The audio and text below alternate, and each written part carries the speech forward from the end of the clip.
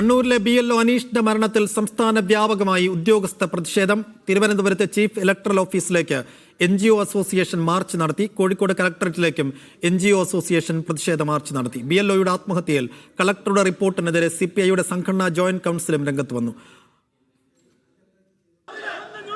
കണ്ണൂരിലെ BLO അനീഷ് ജോർജിന്റെ മരണത്തിൽ ചീഫ് ഇലക്ടറൽ ഓഫീസർ മറുപടി പറയണമെന്നാവശ്യപ്പെട്ടുകൊണ്ടാണ് NGO അസോസിയേഷന്റെ പ്രതിഷേധം. റോഡിൽ കിടന്നും ഇരുന്നുമാണ് BLOമാർ പ്രതിഷേധിച്ചത്.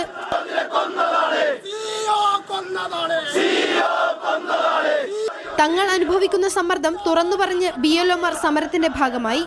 എൻ്റെ ഭാര്യ ഒരു ക്യാൻസർ പേഷ്യൻ്റാണ്. എനിക്ക് ഭാര്യയ്ക്ക് വയ്യാത്ത സമയത്ത് പോലും ഭാര്യയുടെ അടുത്ത് ചെന്ന് അവർക്ക് വേണ്ട ചികിത്സ പോലും നൽകാൻ കഴിയാത്തൊരവസ്ഥയാണ്. കോഴിക്കോട് കളക്ടറേറ്റിലേക്ക് മാർച്ച് നടത്തിയ പ്രതിഷേധക്കാർ കളക്ടറുടെ ചേംബറിന് മുന്നിൽ കുത്തിയിരുന്നു മുദ്രാവാക്യം വിളിച്ചു.